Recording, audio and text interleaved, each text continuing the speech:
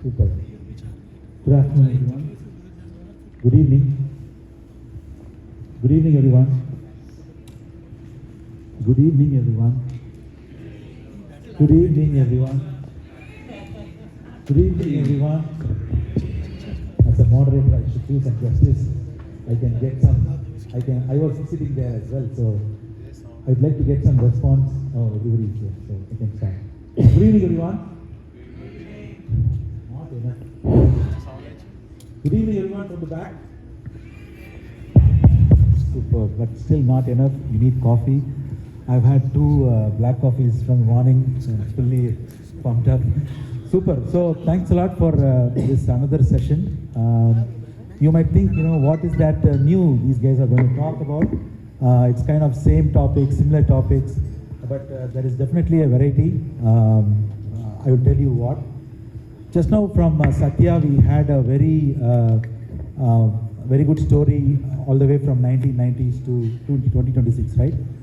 So in fact, I wanted to brief that in my narrative, but I think she kind of covered it. So good that this particular session is actually rightly placed after Satya's session. So in that way, whatever passed from a GCC evolution, it has all been explained by Satya TNV. And now this session is more about the next wave of GCC evolution, how it's going to be forward. You might also ask me, in the morning we had a similar session, the future of GCC, relating to AI, all of these have been discussed. What is different in this? I'll tell you what. This particular panel is different. That is the difference. So the topic might look same, but the panel is different. The panel has such a diversity. It is completely, whatever you heard in the morning, it is all from the inward. So more the voice from the GCC. I think this panel is, except for 1 or 2, it's kind of an external voice, I would say. So that is the diversity, and each and every one actually comes with different background. And the first round of this session, it has to be an introduction, because you need to know what is the diversity here. So let's hear from them. Let's take 1 or 2 minutes, each and every one, and have an introduction about yourself, so that this will be interesting. Go ahead, Dev. Hello. Yeah. Good evening, everyone. My name is Dev, and I work as the Trade Commissioner for India and Africa Trade Council, and I'm assigned for Tanzania. I basically work for cross-border facilitation, helping Indian entrepreneurs to expand beyond the Indian borders. Thank you, Dev. Good afternoon, everyone. Thanks for being good audience. Himanshu Gandhi, Site GM for Cohere Health, a Boston-based health tech company. To Santana's point, I think you're going to see the diversity here. It's almost like the mixed fruit juice, right? Put all of the different fruits in a mixer and see what you're going to get out of it. So hopefully that's what we're going to deliver. Yeah, okay. So one of the fruits. I'm Mr. Oster. I'm a co-founder at Constance AI. We build vision-based AI, the AI that can understand, predict, and act. So, yep, I'm a vendor to all the GCCs. Right, thanks, Amit. Pankaj Diwan, wear a few hats. Today I'm here as Management Committee member of Federation of Telangana Chamber of Commerce and Industry, which is one of the oldest trade body in India. But otherwise, I've been an entrepreneur all my life, run a couple of companies by name Idea Labs and Talent Farm, which are predominantly into innovation consulting and talent skilling and also GCC consulting. Good afternoon, everyone.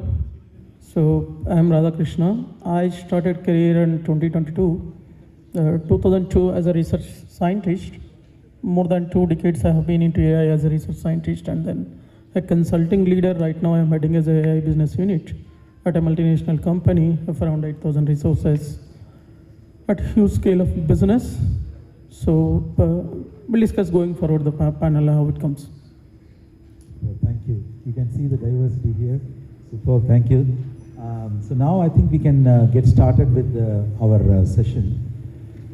So this is more about, title is not there. So the next wave of GCC evolution, right?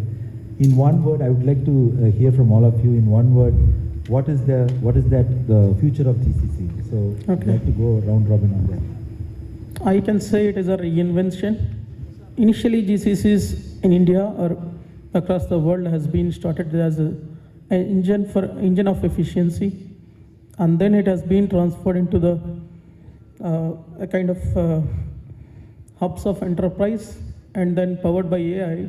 Now it is reinventing towards architects of enterprise transformation.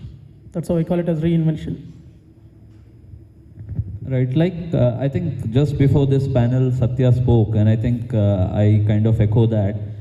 We've moved far beyond the back office, operations to now where we are a stakeholder, important stakeholder in innovation, important stakeholder in digital transformation, important stakeholder in new markets. So I think finally we are finding our place. That's how I would look at it. Yeah, I'll say backbone. And why I say that? Because no GCC or anyone can own the full AI stack. It is fasting too fast. It is moving too fast, and it is changing so much. In 1 month back it was something else, and today it is something else. But what GCC own is the problem. They actually understand that well. So they could be the architects who can make the GCC immune of vendors and models. I think it's, again, game changer and strategic partner in how you kind of evolve and take the organization to the next level. I believe it's ownership and expansion, because the past couple of years we have seen a lot of new startups popping up in the country. So it's no more just international companies coming to India, but Indian companies expanding beyond the border. So I definitely see in the next couple of years or a decade, it is going to be us who is going to expand across the country. Perfect. That's a great, different perspectives. So if you see, GCCs are actually quoted in the finance ministry. Nirmala Sitharaman has actually mentioned about the importance of GCC for the Indian economy. That is one aspect which he was talking about, the powerful engine we are talking about. It is also being envisioned that 5,000 GCCs are actually going to come. We have only touched, Satya's presentation, if you see, they are from the data is from the NASSCOM Zinno statistics, right, where it says 506 GCCs only are there from the global 2000. So there is so many GCCs yet to come, micro, macro, bigger ones, medium ones. A lot of things has to, more to happen. So whatever has happened, it's only very small which has happened. So it's amazing. It's a great perspective. I just added my own perspective as well. So moving on to the next, so drill down a little bit if Amit and Himanshu wanted to share more about it. Where are the GCCs actually headed? If you wanted to give a little bit more perspective on that, in terms of what will define a successful GCC that is different from today. So go ahead. Yeah, so if you look at it, GCC has been looked as a cost center and a headcount center. SLA deliveries, so those are the matrices which define GCC.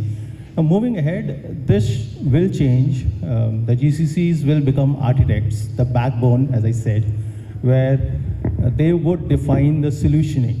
Now, the models can change, the vendor can change, as I said, but the backbone remains same. And above all, there has to be a governance of it. The agentic models, the AI agents which are there, how do you control them? How do you govern them? So that's the important part which will happen. Besides that, they need to specialize. There has been GCCs where you can just put everything in. Now that are gone days. It has to be specialized. You need to own the problem. So all the problem of a headquarter, which is of a particular specialization, should come to you. So that should be the objective, and that's what I think GCC is heading to. Yeah, I think I'll double click on what Amit was saying, right? Again, if you look at the history and the journey of the GCCs, over 2 decades back, we started as a survivors, BPO, a lot of cost arbitrage, and then we went into thriver mode, right? Okay, let's just build some very unique roles. Maybe each of the functional leader reporting to US, some of the P&Ls, we are trying to find out, okay, can we get a seat at the table? That's kind of the last 10 years. And as we move forward, like where do we really see ourselves? Is like how do we become the leaders in the global organization? I think Isha was talking, right? How do you build not the followers, but the founders' mindset? Because it's very important as you go into next 5 to 10 years, where do you want to see yourself as an organization, right? When I think about as a leader mindset for a GCC leader, there are multiple things. One, are you having most of the GCCs are now really thriving and looking at the incubation centers. Gone are the days when we are okay, I will have 10,000, 20,000 people, right? It's even large GCCs are now trying to build the incubation centers so that they can really demonstrate the impact that the center can deliver. It's no longer India center, Europe center. It's like one of the global offices. What is the value that they're delivering for the P&L that we're offering, right? That's the first part. The second is, how good are you able to adopt the latest technologies? Again, AI is such a big buzzword, but it doesn't matter, right? Like today is AI, tomorrow is quantum computing. But do you have the right knowledge in your local center, which is domain expertise? I mean, today at Cohere, we are really solving one of the biggest problems in the history of current history is healthcare. So healthcare in US is about $5 trillion industry, and it is expected to grow double in next decade, right? So if you think about 5 trillion, 30% is waste, and there is almost like 20 to 30% of the waste comes from the administrative cost. So we at Cohere, we apply the latest technology to help the ecosystem in care planning and care payment. So the prior authorization and the claims processing. So today, if I look at it, that is what the UPS is, right? Do I have the expertise to take that use case from end to end, deliver that experience and capability out of India? To me, that is important. As you think about next 5 to 10 years, I'm a building, it doesn't matter, right? So even if I have a couple dozen people, do they represent end-to-end journey of the user experience? Do they have the ability to deliver, think outside of the box, and deliver the quality outcome? Again, healthcare is all about regulatory, domain knowledge, understanding the patient, all that comes into picture. To me, that is very, very important to, as a founder, how are you building that mindset? And everyone is pushed on day-to-day basis to think like a founder, not like a follower. And that, I think, is a key differentiator in how you wanted to become a global GCC center. I mean, we don't even call ourselves as a GCC or offshore center. It's just another location sitting in some part of the world. That's great. That's right, actually. I mean, that's how it should be. It should not be a GCC. It's just another. Somebody said, one of the leaders said this, GCC is about, there is a 10 floors in UK, the 11th floor is in Bangalore or in Hyderabad. That's how GCC should be. It should be an extension. So that's how it should be. And thank you for sharing the use cases, which is very important to hear. So talking about the AI, in fact, if you wanted to share, yeah. Talking about the AI, right, which you just mentioned. So I would like to mention, just to recall, Amit, actually we have in fact, we have a working relationship. So when I used to work in Delegate, he used to, 8 years back or so, they used to do AI solutions for our Uttaranchal factory. So I have not met him. I've always talked as a program manager at that time. I was interacting with him. He identified himself. So AI is something we have been doing. He has been doing as his company, and GCCs are actually doing quite a bit in the past as well. Just to recall, but my question was redirecting to the AI aspect. How AI is actually changing GCCs going forward. We are talking about future, right? So we have discussed many aspects, but from your aspect and also anybody else also wanted to, I think, in fact, all of you can actually quote from your perspective, how AI is actually changing and impacting GCCs. Right. So if you look at it today, there is a lot of AI agent and the Gen AI which is being adapted. I've seen some stats which says 86%, 53% genome states. So that's coming up. So what is happening now? It is shifting from how many people you need to how many agents that need to be governed and who is going to govern them. So that is a one change which is happening. So then comes the part where you are actually looking at how these are being architected. So now you are not having, so your hiring part is also changing. So you are having AI coach. So when you are putting it agent in place, you're having AI coach or AI orchestrator. So in Capgemini, they say BI. What is AI coach? Oh yeah, very interesting. So AI coach is a person who will tell the agent what kind of skill you should have, what kind of work you should be doing. So it's like, you know, a new employee coming in. Now you don't have a mentor, but you have an AI coach which tell you how to work on it. So you look at it, the change. So you have a BI intelligent or BI insighter. Now you have an AI agent workforce designer. So you have design, or you have a data scientist. Now you have design scientist. So you are designing the whole workflow as per that. Now what else is happening is that you need to also look at it, how you're going to govern it.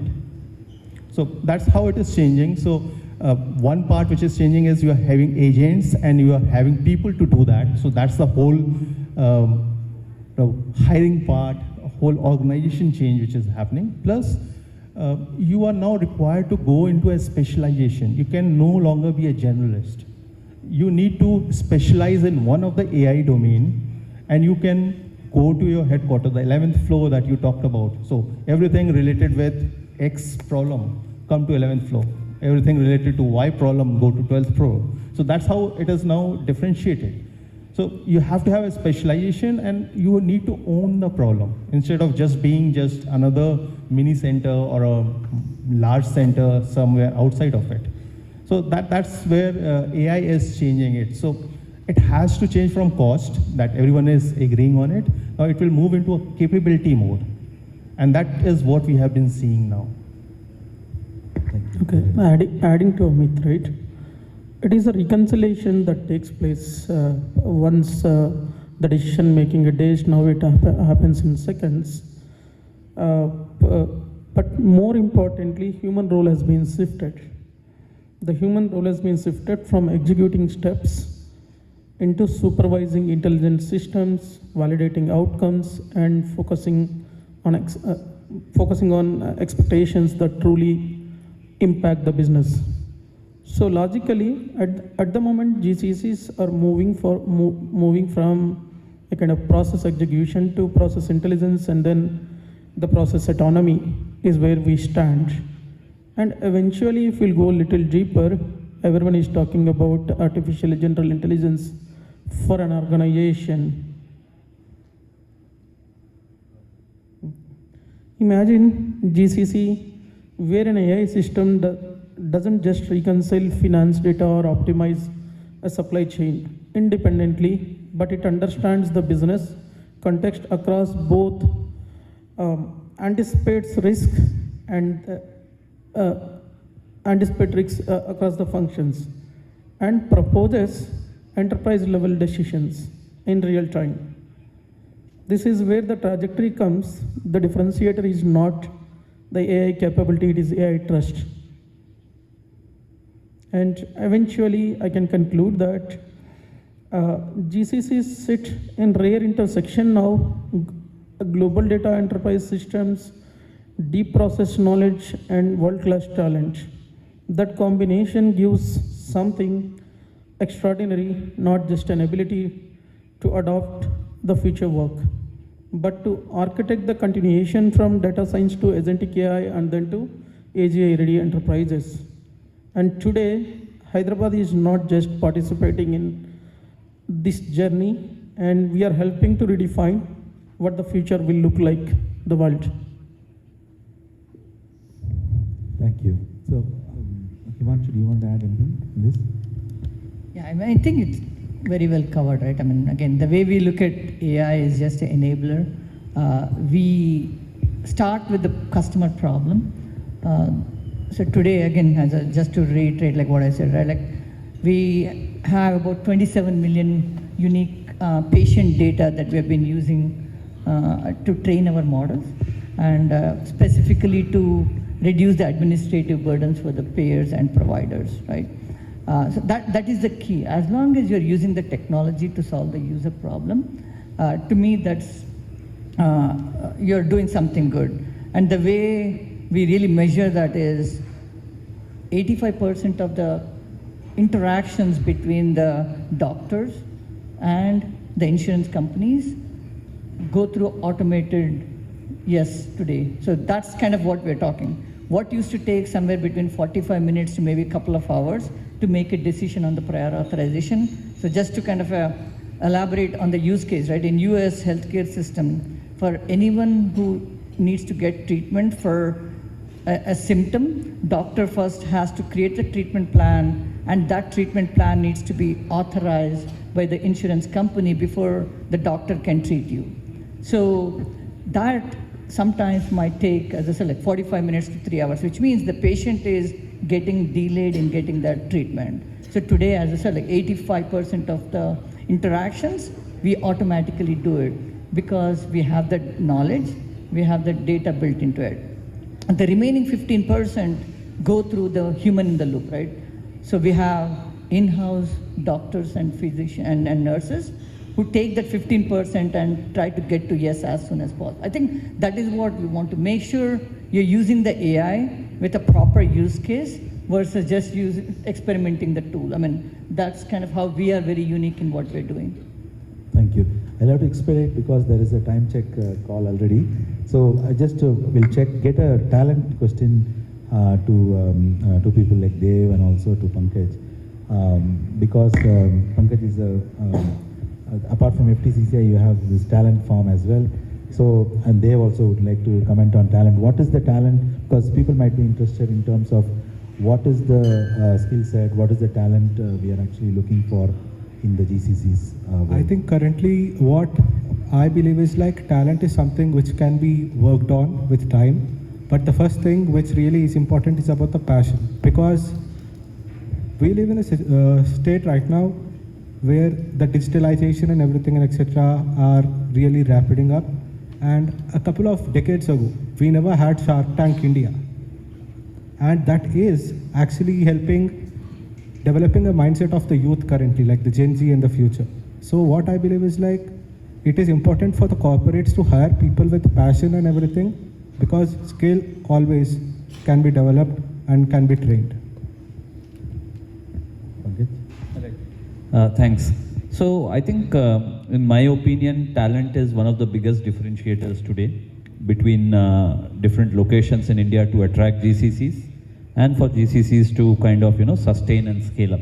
And you see all the time GCCs complaining, I mean, not only GCCs, but especially GCCs, I would say, complaining about talent and identifying the right talent, being able to retain the right talent, being able to groom the talent. That I think is a very big challenge, and obviously it needs a long-term investment. It can't be a very tactical way. So for a lot of new GCCs, for them to build their brand, for them to attract the right talent, I mean, they may be great in their own geographies, but when they come to India, it's not necessary that people are aware of them, right? So it's very, very important for them to have a very holistic approach towards talent, because this generation is not working for survival. This generation is working for experience. So how do you keep them interested is a huge challenge.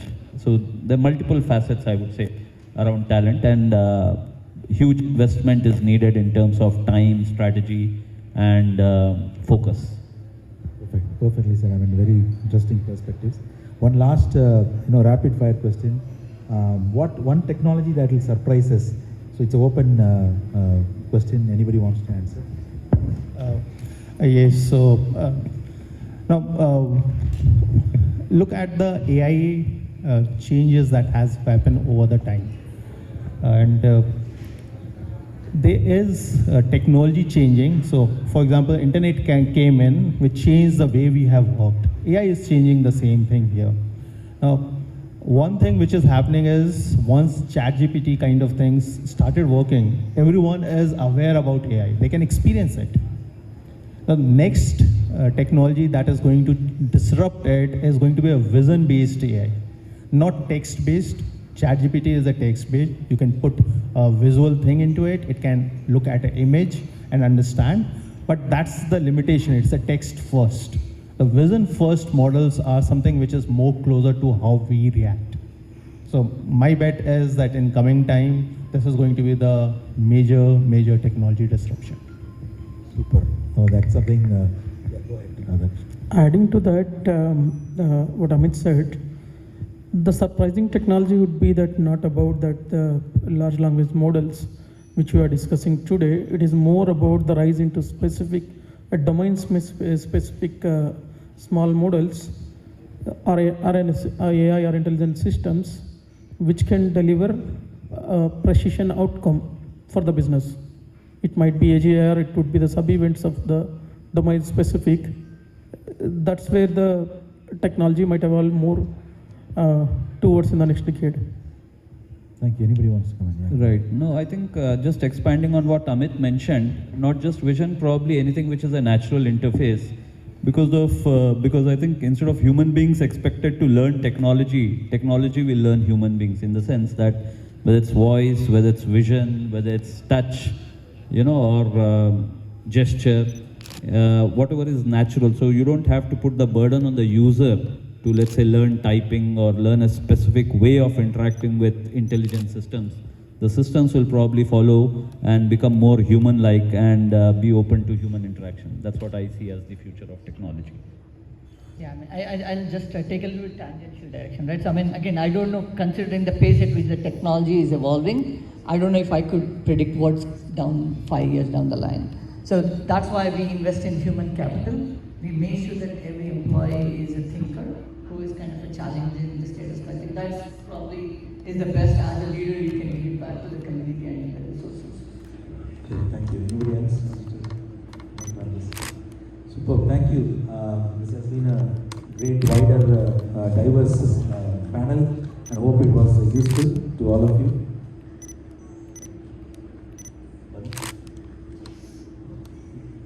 No time. So, anybody wants to ask any questions? Justin? Great. Thanks a lot. Thank you all. Let's give a round of applause to the panel.